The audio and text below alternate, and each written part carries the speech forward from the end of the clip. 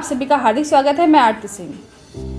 जब पाकिस्तान का बंटवारा हुआ, पाकिस्तान में रह रहे इंडिया के, भारत के लोग, क्योंकि पहले तो पाकिस्तान और भारत सब एक ही था, लेकिन जब वहाँ से बंटवारा हुआ, जो वहाँ के लोग अपना घर, अपना सामान, अपने माता पिता, अपने बच्चे, सबको छोड़कर जब भागने लगे, तो वो दर्द आज भी अगर हम सोचें तो रूह कांप जाती है। उसी दर्द को जानेंगे आज हम। हमारे साथ बैठे हुए हैं जिन्होंने इस दर्द को झेला है, और हम उनसे जानेंगे कि किस तरह से, क्या माहौल रहा वहाँ का, क्या उन्होंने वहाँ पर सहा, ऐसा क्या घटना हुई कि वहाँ से उनको पाकिस्तान छोड़कर भागना पड़ा। सबसे पहले माताजी, मैं आपको प्रणाम करती हूँ। आपका नाम बता दीजिए। कृष्णा अरोड़ा। तो पाकिस्तान से जब बंटवारा हुआ तो क्या हालात थे वहाँ के? उस समय जब बंटवारा हुआ तो उन्होंने, मुसलमानों ने मतलब धक धक के करनी शुरू कर दी, घर छोड़ो, घर छोड़ो, घर छोड़ो, घर में। उससे पहले हमें पता चल गया था, तो हमारा फादर रात को हमको तैयार करते थे, लड़कियां थी ना, तो हमारे को छोटी छोटी कुर्सियाँ बनवा के तीन कपड़ों की, और वो सिर में रखवाते, नीचे बैठाते, फिर उठाते, किसी को दिक्कत आए तो वो एकदम, हम लोग खाना खा रहे थे, खीर बना रखी थी वहाँ पर, और एकदम आए तो कह रहे निकलो निकलो निकलो, निकाल दिया हमारे को वहाँ से। मतलब वहाँ पर मुसलमान लोग आए और अचानक से आकर ही आपको बोलो कि यहाँ से निकलो। और जो हमारे बुजुर्ग आदमी थे ना, वहाँ पर बेचारे नहीं चल सकते थे, तो हम लोग वहाँ छोड़ के आ गए। साहब जी ने उनको लाए, क्योंकि ला नहीं सकते थे। 14 किलोमीटर की आगे हमारे उन्होंने पैदल करने चलाया। 14 मिनट चलने के बाद सुनिए, अगर किसी को बाथरूम आ गया या कोई इधर उधर हो गया तो उनको भी मार देते थे वो। मतलब उन्होंने आपको आके अचानक से ही निकलो, और फिर 14 किलोमीटर पैदल चलते ना खाना है, ना प्यास है, ना पानी है। 3 हमारी सिस्टर थी छोटी छोटी, उनको भी बड़ी मुश्किल से पापा ने उठाया, किसी ने उठाया। उसके एक सिस्टर मेरी थी, तो वो मेरे पास थी, मेरे से उठाई नहीं जा रही थी, मैंने नहर के पास रख दी, तो मेरे पड़ोसी को आया था, उसने उसको उठाया, तो चलना पड़ रहा था। कोई खाना पीना नहीं था, उस समय कुछ भी नहीं था, बहुत मतलब इतनी दिक्कत थी ना जिसकी हद नहीं। तो सबसे पहले फिर हमारी ट्रेन जो है, रास्ते में अगर किसी को बाहर जाना था, कोई भी दुख आ रहा, वो वापस आने नहीं देते थे, वहीं पर मार कर फेंक देते थे। तो उस टाइम का जो हमारा डर था, क्या डर रहा होगा वो उनका? तो डर तो सभी थे, डर के मारे नीचे, गाड़ी से नीचे भी नहीं उतरते थे, इधर उधर भी नहीं होते थे। और मुसलमान मिलती थी, और ड्राइवर भी मुसलमान था। हिंदू होते तो कोई वो भी करता। गाड़ी ऐसे ला रहे थे हमारी, गाड़ी ऐसे ला रहे थे जैसे सुई चिंटी चलती है, उसकी कोई रफ्तार भी नहीं थी। धीरे किस शहर से आ रहे थे हम लोग तो वहाँ से मियाँ चन्नू, तो लंबे से मियाँ चन्नू स्टेशन था ना, वहाँ पर आए थे, वहाँ से हम ट्रेन में बैठे थे।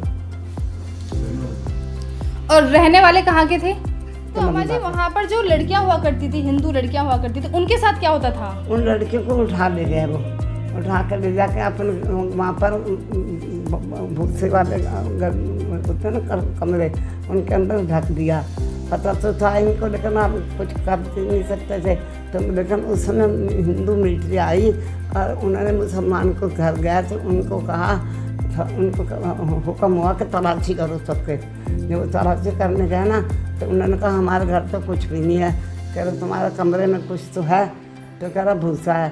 पर मिलिट्री भी बड़ी अच्छी थी, उन्होंने कहा दरवाजे खोले, तो 12-13 लड़कियां उसमें से निकली।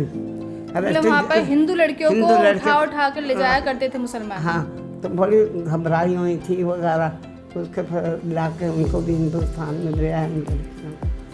मुल्तान जिला, शहर तुलंबा में, तो आपके जो पारिवारिक थे, किस तरह की आपकी प्रॉपर्टी थी, क्या लोग काम करते थे, वो बताइए। हमारा काम कपड़े का बिजनेस था बहुत बड़ा, हाँ, और ज़मींदारा था बहुत।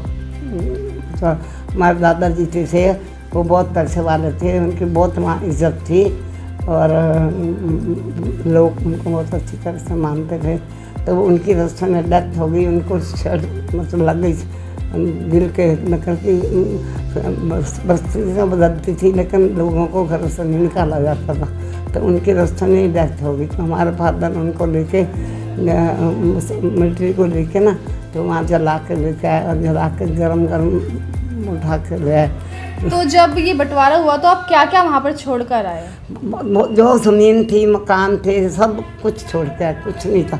मुसलमानों ने हमारे होते ही अंदर घुस के उठाना शुरू कर दिया। मतलब आप निकले भी नहीं और उन्हें वहाँ से आपका सब सामान उठाना और आप लोग भगाना? डर के मारे ना, कोई भी नहीं बोलता था कहीं हमें मारना दे। डर था बहुत उस समय। और सबसे पहले ट्रेन हमारी आके अमृतसर रुकी थी। तो ट्रेन भी वो वहाँ की लास्ट ट्रेन थी जो इंडिया आ रही थी? हम जब यहाँ आ रही थी ना इधर, वहाँ से हमने लेके, तो वो जलन इसके आके अमृतसर उन्होंने हमें उतारा। अमृतसर में सरदार ने हमारी बहुत मदद करी। खाना ला के देते थे, चाय बना के देते थे, कपड़े भी नीचे कुछ कंबल ला कर दिए। हम 5-7 दिन वहाँ रहे। हम तो रुके कहाँ पर थे वहाँ पे आप 5-7 दिन? स्टेशन पे। तो वहाँ पे कैंप वगैरह थे वहाँ पे लगाए हुए थे, या बस जो लोग वहाँ से भागे थे वो वहाँ पे आके रुके और वहाँ पे सरदार ने आके उनको सब खाना पीना इसको दिया? उन्होंने बहुत मदद करी हमारी। और उसके बाद हम सोनीपत आ गए थे। तो सोनीपत में हम मुसलमान हिंदू मिलिट्री थी, उन्होंने हमें कहा कि आपके साथ जैसे इन्होंने व्यवहार करा ना, हम आपको कुछ नहीं कहेंगे, क्योंकि हम हिंदी मिलिट्री, आप इनके साथ मर्जी है जो करो। पर हिंदू तो नरम दिल होते हैं ना, कुछ करते ही नहीं। तो देखा आपने उस टाइम का जो डर था, जो माहौल था, अगर उसको आज भी याद किया जाए तो लगता है वो सारी घटना जैसे आज इन्हीं के साथ दोबारा हो गई हो।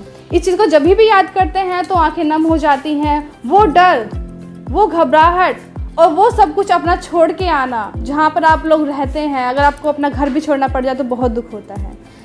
अपना परिवार छोड़ना और एक डर के सहारे और डर के अंदर एक अलग ही बात है। मतलब उसको नहीं हम जाहिर कर सकते, क्योंकि जो इंसान जिसको झेलता है बस वही महसूस कर सकता है।